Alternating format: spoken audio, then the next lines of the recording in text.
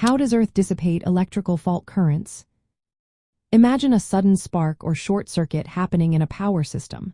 What happens next is a carefully planned process that keeps everyone safe. When a fault occurs, electricity needs a safe way to leave the system quickly. That's where grounding systems come into play.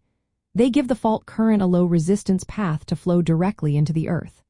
This path is made up of grounding electrodes like rods, plates, or grids buried in the soil. These electrodes connect to the electrical system's neutral or equipment grounding conductors. The soil acts like a giant sponge, absorbing the fault current as it flows away from the fault point. The effectiveness of this process depends a lot on how well the soil conducts electricity. Some soils, like moist clay or sandy soil, have low resistivity and let current pass easily. But dry or rocky soils resist current flow, so special measures are needed. In such cases, conductive backfill materials or deeper electrodes are used to improve conductivity. The grounding system is designed with multiple electrodes arranged in a grid or network.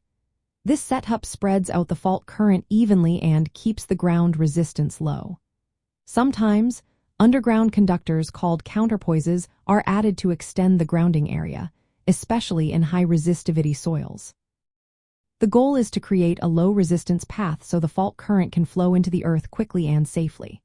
When a fault happens, the current flows from the source through the grounding conductor to the electrode, then disperses radially into the soil.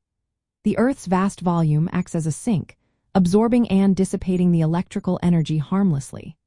Protective devices like earth fault relays, residual current devices, and earth leakage circuit breakers work with the grounding system. They detect fault currents flowing into the Earth and disconnect the power supply immediately. Regular testing and maintenance of the grounding system are essential. Corrosion, loose connections, or changes in soil conditions can increase resistance and reduce the system's ability to dissipate fault currents. In power distribution and renewable energy setups, a good grounding system protects transformers, generators, and transmission lines from damage. It also helps the protective devices operate correctly, isolating faults quickly and keeping the system stable. So, in simple terms, Earth dissipates electrical fault currents by providing a low-resistance path through grounding electrodes embedded in the soil. The soil's conductivity helps spread and absorb the current safely, working alongside protective devices to keep everything safe and working smoothly.